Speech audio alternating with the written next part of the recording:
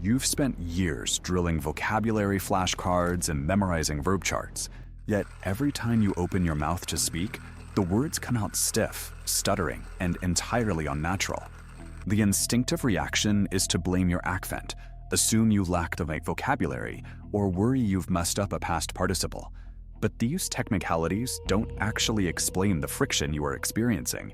The true cause is an invisible acoustic flaw. You are trying to produce fluid speech through a mechanical framework that your language apps and classroom teachers completely ignored. Consider David. For 11 straight years, he mastered the exact kind of dense, rigid language rules found in textbooks like this one.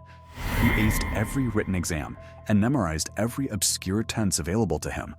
Armed with that technical knowledge, he stepped onto the fast-paced streets of New York City, confident in his linguistic abilities. Pacing slows down slightly. He walked into a cafe and delivered a perfectly constructed sentence. "I would like to order 1 medium-sized coffee, please." The barista stared at him in complete confusion. In the real world, no one actually orders a drink with that level of formal precision. David's grammar was flawless. However, he was speaking a pristine historical artifact. He was using museum English, a dialect built perfectly for a written exam, but entirely dead to the human ear. When you speak museum English, your primary goal is rarely communication. You are essentially trying to pass a mental exam in real time. Before a single word leaves your lips, your brain is running a massive background process. You check the noun against the verb, verify the tense, and scan for the right preposition. A person born into the language bypasses that entire filtering process. They never consult a mental rulebook before asking for directions or ordering a latte.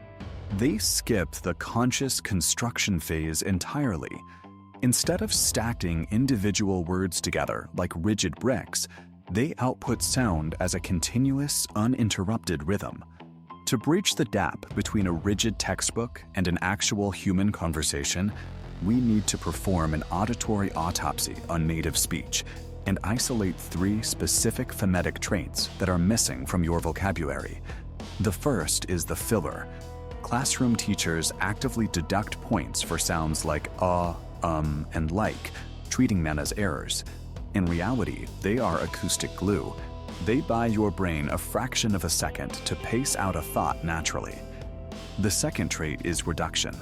When speaking at a conversational speed, the human jaw cannot articulate every single consonant in rapid succession. To maintain momentum, syllables have to be compressed. This animation illustrates how compression works. English is physically built for this reduction. It's an architectural feature designed for efficiency, ensuring important sounds remain clear while the connective tissue of the sentence is compressed for speed. This line represents the dead acoustic output of museum English. Without intonation, your pitch stays flat, guaranteeing a monotone output. But speak naturally, and the pitch rises and falls. The sentence develops organic peaks and valleys, giving it a musical rhythm. Injecting fillers, reductions, and intonation alters the shape of your audio wave. You stop reciting a script and start producing a human voice. Since the problem is entirely rhythmic, studying more grammar only makes the stuttering worse. You have to step away from the written word completely. The behavioral fix is a technique called shadowing. You listen to a native speaker and immediately mimic their delivery out loud. You copy the exact pauses, the breathing, and the emotional tone, ignoring the meaning of the words themselves. This process mirrors the physiological shift David experienced through daily practice. By day 30, the ear begins to hear the music. By day 60, the internal translation delay fades. And by day 90, the physical reflex is so ingrained that the native-sounding cadence becomes the brain's default setting. You effectively hack your own cognitive loop. By relying heavily on rote physical mimicry, you bypass the internal translation delay entirely. If you've spent years frustrated by your progress, it is because the environment you learned in was never designed to make you conversational. This century-old classroom represents an institutional framework engineered for mass memorization. It was built to pass written exams on paper with no regard for human connection.